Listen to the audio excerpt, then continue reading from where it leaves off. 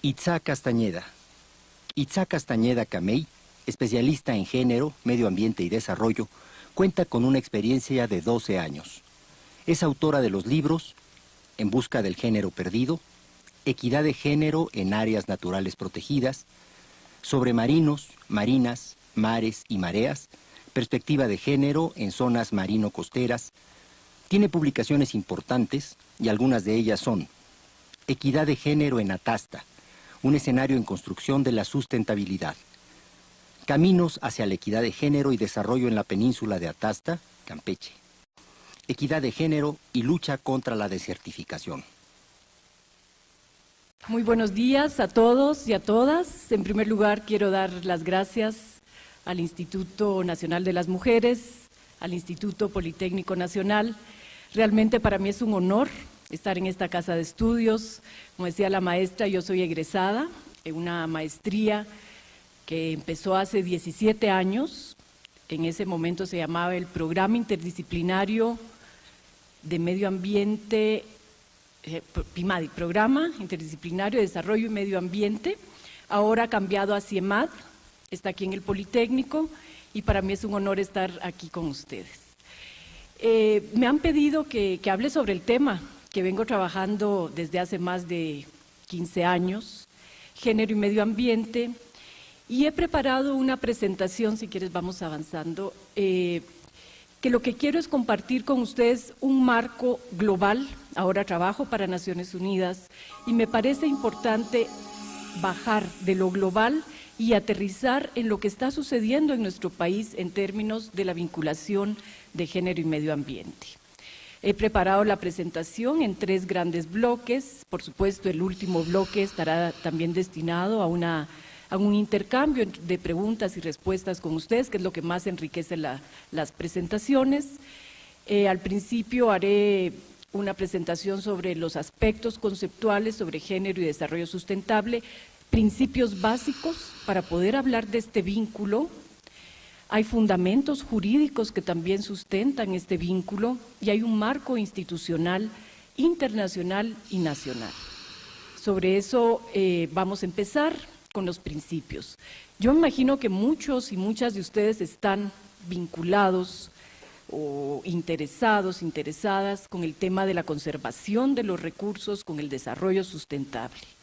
Cuando queremos hacer el vínculo género y medio ambiente, tenemos que recordar al menos 4 principios. Primero, la conservación es una oportunidad para la equidad. No quiere decir que conservar es aislar y decir no se tocan los recursos. Y entonces la siguiente respuesta sería, aquí la equidad de género no tiene nada que ver. Al contrario, conservar los recursos quiere decir intervenir sobre ellos. Los recursos tienen que ser intervenidos para conservarlos y quienes intervienen son hombres y mujeres. Por ello, la conservación es una oportunidad para la equidad. Un segundo principio sería que la equidad social es un requisito para la conservación y el desarrollo sostenible o sustentable. ¿Por qué esto? Nuestro país, México, tristemente, es uno de los países más desiguales del mundo.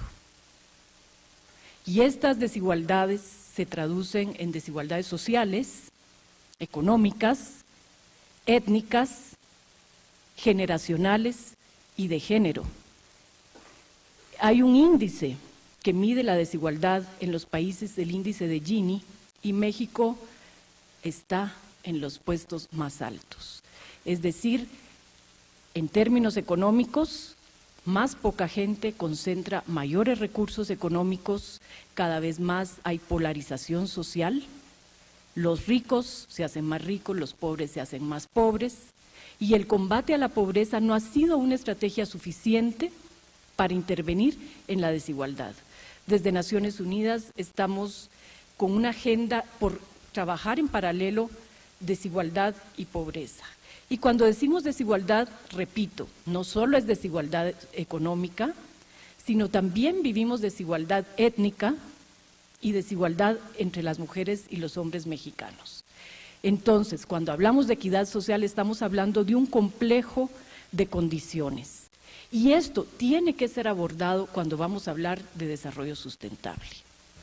Otro principio es la participación social. Esto va vinculado con lo que decía en un inicio.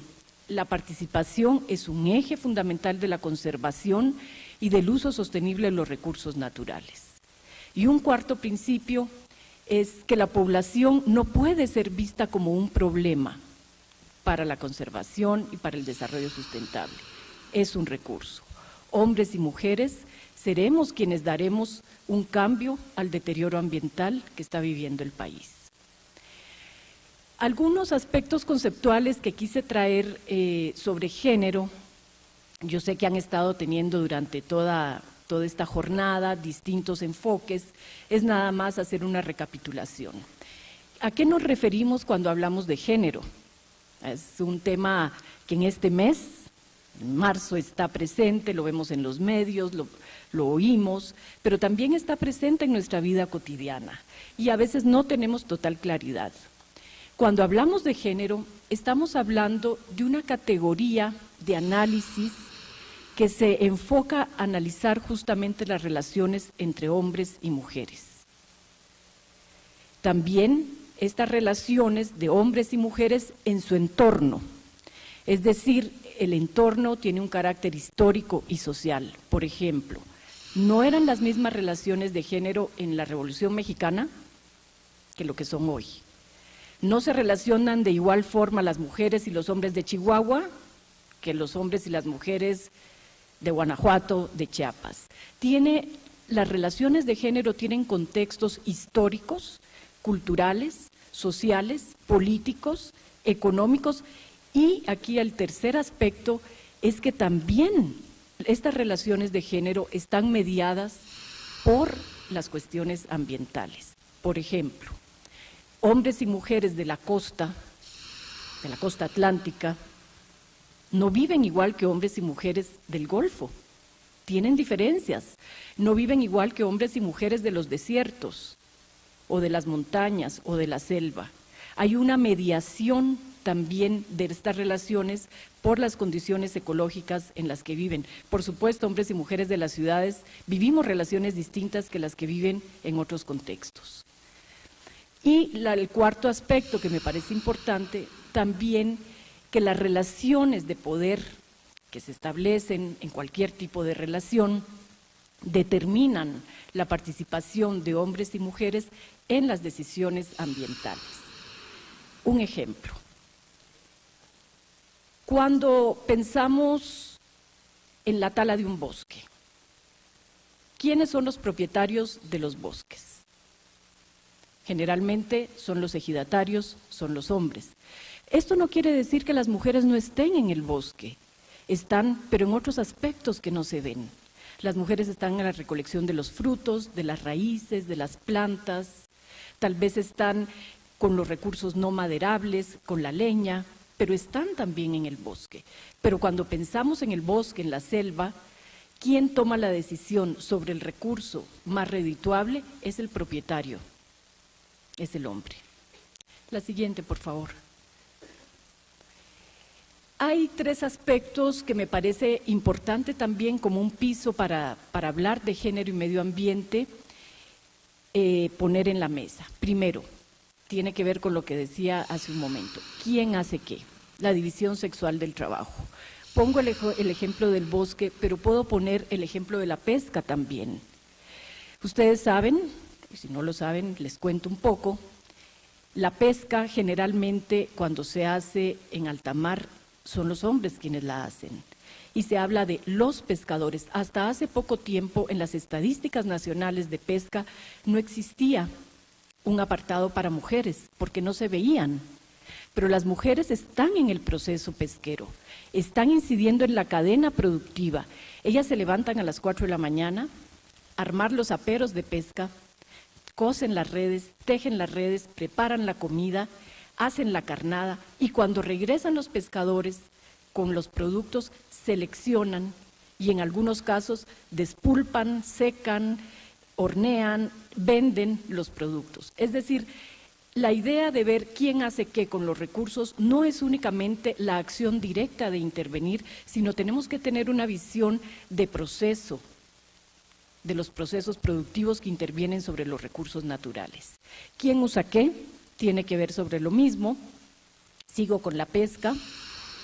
Sí, pero los hombres son los dueños de las lanchas y son los permisionarios y son los que recogen el producto que se vende y son los que cobran. Y a las mujeres no cobran y están en el proceso. ¿Quién decide qué? Bueno, también tenemos que ver. Esto ha cambiado. Yo no quiero tener un marco fatalista de las mujeres relegadas. Y ha cambiado y los vamos a estar viendo que, por ejemplo, con la migración, con la alta migración masculina que se da en zonas rurales, del campo a la ciudad, las mujeres están cada vez más teniendo que hacerse responsables de los recursos naturales. Sin embargo, no son propietarias de ellos. Vamos a avanzar, por favor. Quise traer esta gráfica, no sé si ustedes la pueden ver, que me parece interesante, no los quiero abrumar con números, es una gráfica que tomé de InMujeres, con datos del INEGI, son datos de 2005, y me parece interesante que ustedes vean cómo está siendo la tendencia sociodemográfica entre hombres y mujeres. En un campo de 2030, ¿cuántos años son? 20 y pico de años, a ustedes les va a tocar, a los jóvenes les va a tocar. Resulta que las mujeres de adultas mayores van a ser más que los hombres adultos mayores. Ya lo son hoy en día. Hoy en día tenemos ya una diferencia importante entre mujeres adultas y hombres adultos, pero la tendencia sigue creciendo.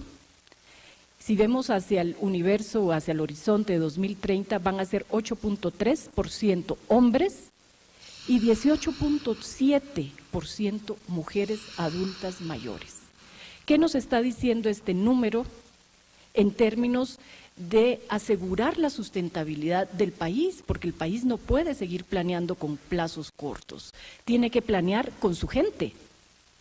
Y además, digamos, en los estratos de jóvenes y de niños, la tendencia también es que hay más mujeres. Estas mujeres adultas mayores de más de 60 años, hoy en día se están haciendo cargo de los bosques y de los recursos naturales. Si ustedes van a estados como Michoacán y Jalisco, que se han despoblado, donde la mayoría de los hombres se han ido, donde hay bastante deterioro ambiental, que ha sido una de las causas de la migración, y decimos, tenemos que restaurar el medio ambiente. ¿Y quién lo va a restaurar? ¿Los niños, los ancianos, las ancianas? Estas ancianas no son propietarias de la tierra, no tienen el poder de decisión sobre qué hacer, sobre cómo invertir. La siguiente, por favor. Quise traer esta otra gráfica, son las dos únicas gráficas que quiero compartir, que también está basada en las mismas fuentes y que nos está indicando también una tendencia progresiva de hogares con jefatura femenina. ¿Qué quiere decir esto? Por diversos factores, esperanza de vida al nacer, las mujeres vivimos alrededor de 5 años más que los hombres en México, hoy. Esto debido a muchísimos factores, entre ellos que los hombres mueren más por accidentes, por violencia, por adicciones, por distintas enfermedades. Las mujeres están viviendo 5 años más y esa es la tendencia. Y además, al vivir 5 años más, están ocupando otros espacios de responsabilidad como son las jefaturas de hogar. Esto va en aumento y es una tendencia nacional. En zonas rurales se reproduce esta misma tendencia. Es decir, estamos viendo hoy, pero en menos de 20 años, mujeres en espacios de toma de decisión sin tener el poder formal para tomar estas decisiones. La siguiente, por favor. ¿Y qué tiene que ver esto con el tema de género y medio ambiente? Ustedes me dirán, sí, pero hombres y mujeres están usando los recursos. Yo les digo sí. La primera posición es, ni las mujeres son salvadoras del planeta, ni creemos en eso.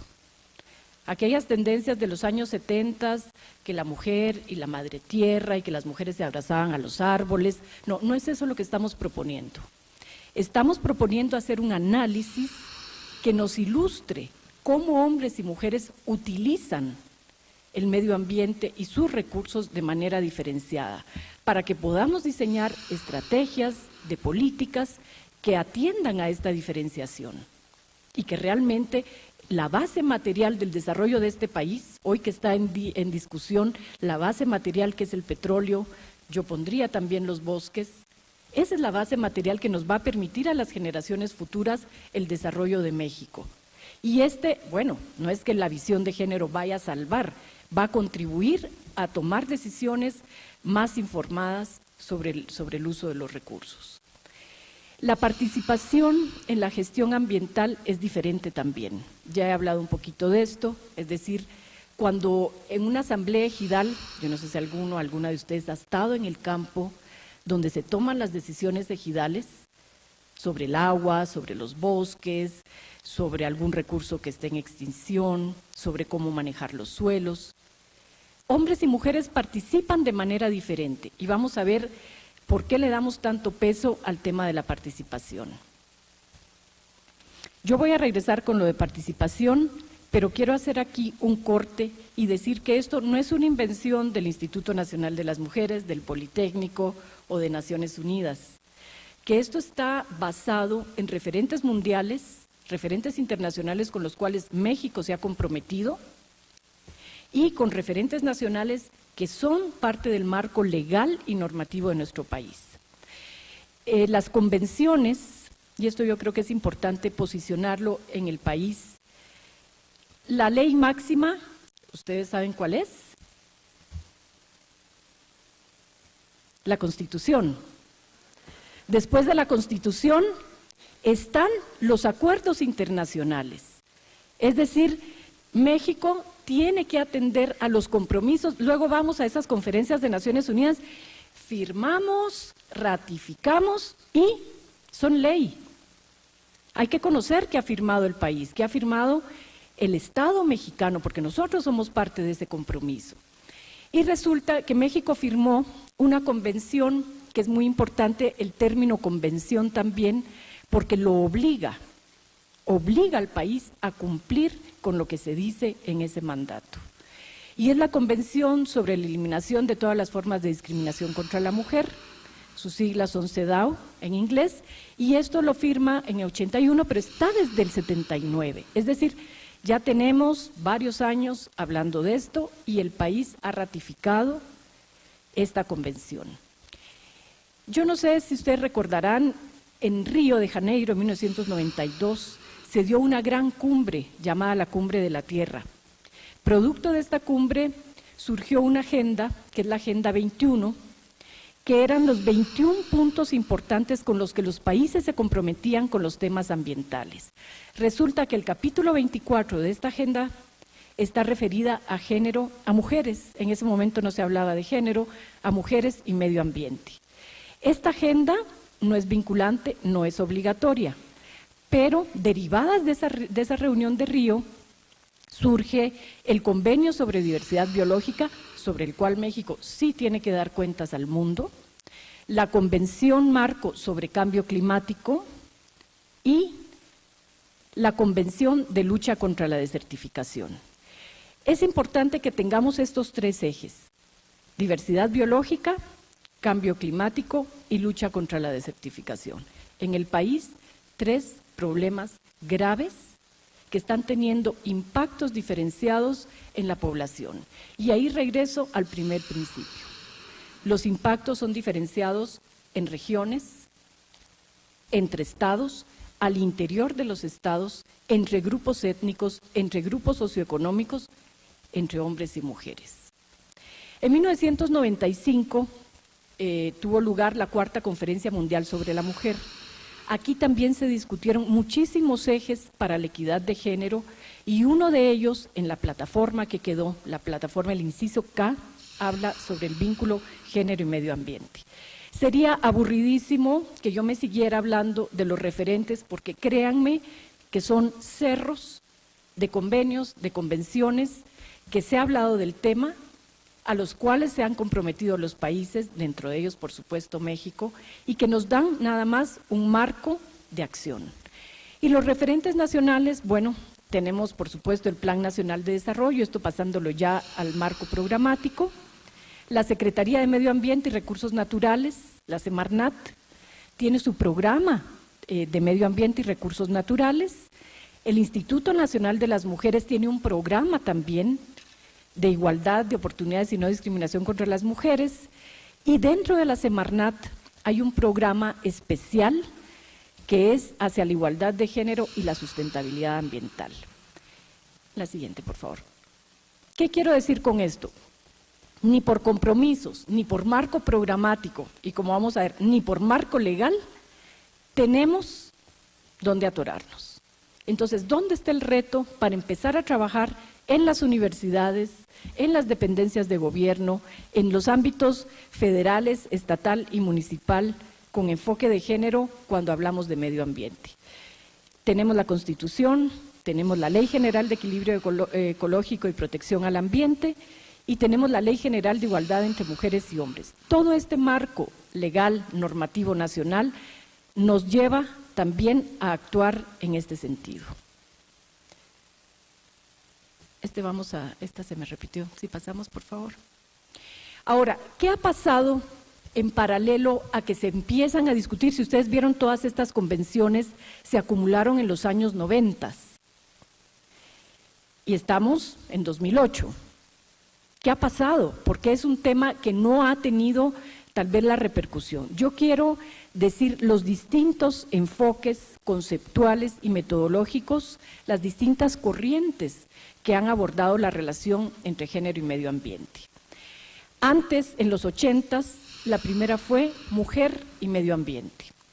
Y esta corriente lo que ponía era a las mujeres como administradoras de los recursos, algunas veces como víctimas de los cambios ambientales, la victimización de las mujeres, como consumidoras de los recursos, es decir, las mujeres, vamos a hacer algo de medio ambiente, sí, que vengan las mujeres para hablar del agua, de la leña.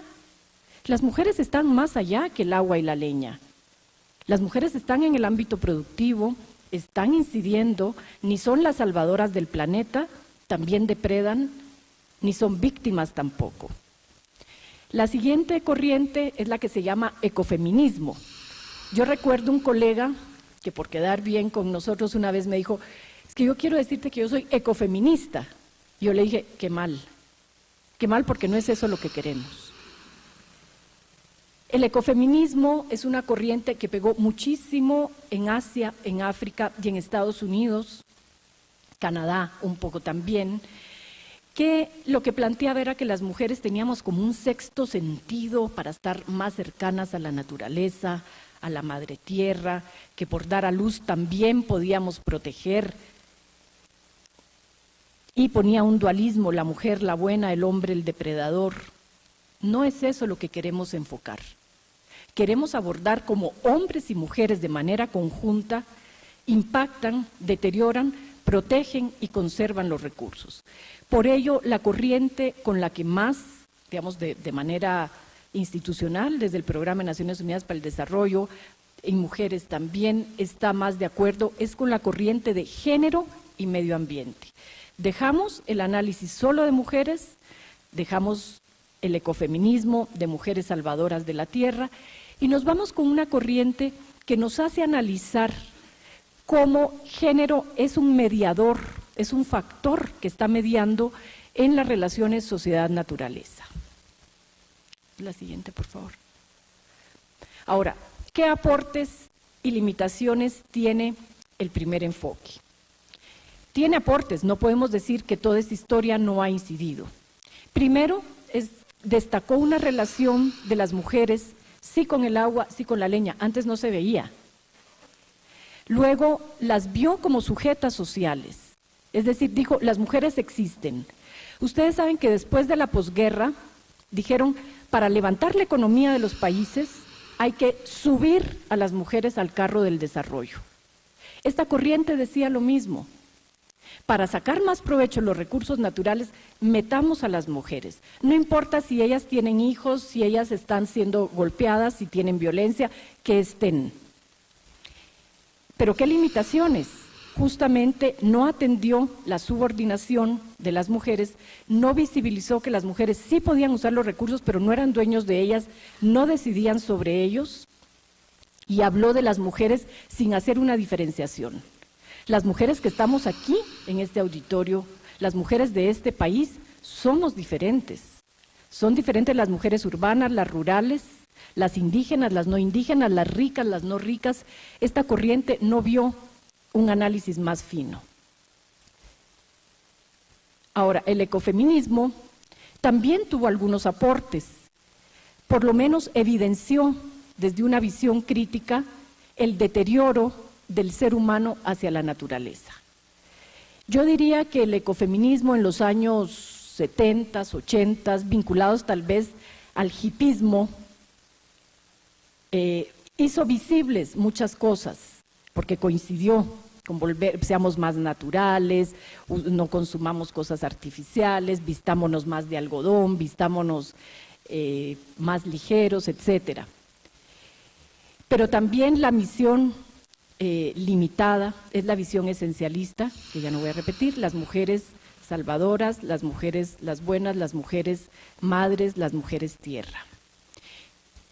Ahora, cuando hablamos de equidad de género y medio ambiente, ¿por qué hago tanto énfasis en reconocer que existen relaciones inequitativas entre los géneros? Quien ha hecho trabajo de campo, quien ha ido un poco a zonas rurales y se pone lente de género, puede ver las diferentes jornadas que hombres y mujeres que usan los recursos naturales tienen. No se trata de una visión dicotómica, se trata de una visión analítica, porque estas dobles y triples jornadas en el campo han creado rezagos y desigualdades de género. Si ustedes van a zonas indígenas, a zonas de la selva, la mayor parte de las personas monolingües son mujeres. La mayor parte de las personas analfabetas son mujeres. La mayor parte de los propietarios de la tierra son hombres. Y resulta que los dos trabajan y que los dos usan los recursos de manera diferenciada, pero no perciben los beneficios de manera equitativa.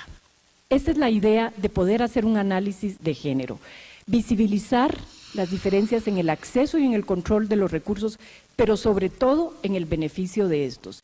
Yo recuerdo mucho una tesis de doctorado de Margarita Velázquez, que la hizo en la selva maya, y fue un bosque modelo. Este bosque fue certificado de manera internacional porque había logrado una producción limpia de maderas y una alta productividad, y estaba certificado también orgánicamente, es decir, no usaba pesticidas, tenía una alta producción y se le llamó bosque modelo. Entonces a ella le pidieron un estudio socioeconómico con enfoque de género y ella se metió al bosque. ¿Y qué encontró? Encontró que las ganancias de la venta de la madera, ¿en qué estaban siendo usadas? La comunidad empezó a construir casas, a comprar camionetas, a hacer cantinas, prostíbulos, y entró la droga. Es decir, el éxito ecológico no se tradujo en un éxito socioeconómico. Al contrario, se empezaron, al tener más recursos económicos, a dar otro tipo de problemas que antes no tenían. La pregunta sería, ¿entonces que se queden como están? No. Entonces que haya una distribución equitativa de los recursos. Ojo, no quiero decir si las mujeres hubieran estado, esto no hubiera pasado. ¿Qué hicieron las mujeres con sus recursos? Mandaron a sus hijos a la escuela, construyeron centros de salud. Es decir, hombres y mujeres vieron necesidades diferentes, usaron los recursos económicos de manera diferente. Este bosque sigue siendo un bosque modelo. Ha habido algunas recomendaciones para que las ganancias económicas y el éxito ecológico también se traduzca en un éxito social y económico. Ese es el desarrollo al cual queremos aspirar. La siguiente, por favor. Les dije, la anterior, que quería regresar sobre el tema de participación. ¿Por qué queremos que las mujeres participen en igualdad de condiciones que los hombres cuando se tienen que tomar decisiones sobre el uso de los recursos naturales? Hablamos y decimos, sí, pero las mujeres sí están. Lo importante es ver cómo están participando. Si la participación la definimos como un proceso social en el cual los y las integrantes de una población intervienen en distintos aspectos de la vida colectiva, lo que vamos a ver es que esta participación, la siguiente por favor, que es una condición para fortalecer la ciudadanía e influir en los procesos que afectan su destino, usando el ejemplo del bosque modelo, si hubiéramos tenido la misma participación todos los miembros de esta comunidad, quizás el destino de los recursos económicos hubiera sido diferente. Entonces, ¿a qué participación cuando hablamos de recursos naturales queremos aspirar? Queremos aspirar a una participación no de estar como estamos hoy, sino a una participación que nos permita decidir. Es decir, gestionar los recursos quiere decir decidir sobre ellos. Pero resulta que en términos de propiedad de la tierra, únicamente alrededor del 3 y pico % de la tierra está en manos de las mujeres mexicanas. Resulta que las presidencias municipales de los 2.000, casi 500 municipios del país, únicamente están gobernadas por el 3.5% de mujeres. Entonces la pregunta es, ¿estamos decidiendo igual hombres y mujeres sobre el destino del país? ¿Estamos decidiendo igual sobre el uso, sobre el manejo de los recursos, sobre la definición de políticas públicas, sobre el uso del agua, del petróleo, de la leña, del bosque, del mar, de los ríos? Pues no.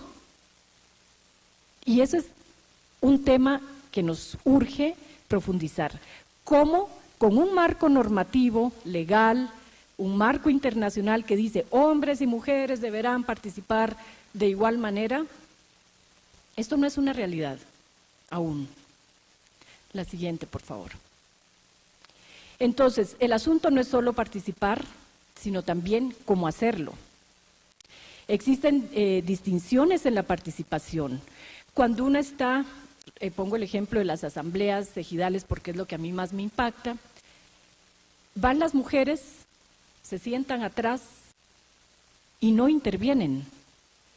Algunas no intervienen porque no hablan español en las zonas monolingües, otras no intervienen porque ya son mayores y no están comprendiendo los marcos que se están discutiendo, y otras por el simple hecho de ser mujer no intervienen. Van, pero no opinan. Y cuando opinan, algunas veces sus opiniones no son tomadas en cuenta. Entonces, cuando termina la asamblea, se asume que todos están de acuerdo y te dicen, pero si ahí estaban las mujeres. Sí, pero no hablaron. Esa es la participación que no queremos. Queremos transformar esa participación. Y si pensamos que cada vez más van a haber mujeres en los espacios de toma de decisión, es como un contrasentido. Quiero pasar a la siguiente, por favor. Ubicamos, yo quiero terminar, grandes retos para el tema de género y medio ambiente. Para ustedes, para la comunidad politécnica, que generan tantísimo conocimiento en el tema ambiental, yo creo que un gran reto con el cual pueden contribuir es, por un lado, en generar información. Fíjense que cuando vamos a las estadísticas nacionales, no sabemos qué mujeres son propietarias de los bosques, como esto se está transformando, no hay estadísticas, no hay números duros, sólidos e indicadores, bases de datos que nos digan, bueno, ¿y cómo están realmente las mujeres en el desierto? En el desierto es una realidad distinta. ¿Y cuántas horas? Sí sabemos cuántas horas tienen que acarrear agua, eso sí está estandarizado, son 8 horas las mujeres más que los hombres. La leña también está estandarizado, pero las mujeres no solo están en el agua y en la leña. ¿Y cuántas horas dedican las mujeres a la conservación de los frutos, de las semillas, de los hongos, digamos, al estar en el bosque, las mujeres están interviniendo, los hombres también. Queremos saber de qué manera diferente están unos y otros, ¿para qué? Sería la pregunta. Entonces, bueno, ¿y para qué quiere saber eso? Para que los programas del gobierno atiendan de manera adecuada, con una visión correcta basada en el conocimiento, las necesidades diferentes de hombres y mujeres. Otro gran reto, basado en el marco jurídico y en el marco programático de este país, es justamente fortalecer las políticas públicas. Es decir, está muy bien planteado. Hay que romper muchas barreras, hay que decirlo con todas sus letras. La principal es la cultural y es el machismo. Hay que romper esa barrera, hombres y mujeres las tenemos que romper. No es un tema de hombres el machismo. Y las barreras culturales pero si así ha sido siempre y ahora, ¿por qué lo quieren cambiar? ¿Y por qué quieren cambiarle a los usos y costumbres a los indígenas si así han sido siempre? Porque no están basados en los derechos humanos, porque no están basados en la equidad. Entonces, las políticas públicas, quienes toman decisiones y quienes las ejecutan, también tienen que tener transformaciones. Y estas transformaciones van desde lo individual hasta qué toma de decisión tiene un funcionario o una funcionaria pública. Tenemos que fortalecer capacidades. En ese sentido, yo felicito esta iniciativa, poder compartir con ustedes estas ideas, porque son ideas, fortalece las capacidades de las personas que se están formando académicamente para tener un marco más amplio de su formación profesional. Y, por supuesto, tenemos que actuar en el campo. No podemos quedarnos aquí, en el DF, hablando de estos temas, cuando no es justamente en el DF donde se toman las decisiones más importantes sobre los recursos naturales. Sí podemos incidir sobre las convenciones, por supuesto, cambio climático, biodiversidad, lucha contra la desertificación, desde aquí. Pero tenemos que fortalecer las capacidades de hombres y mujeres que son quienes están usando los recursos, quienes son los propietarios de los recursos y quienes toman las decisiones ambientales del país. Yo quiero dejar aquí la presentación y abriría la mesa. No sé si hay alguna pregunta, comentario, duda. Muchas gracias.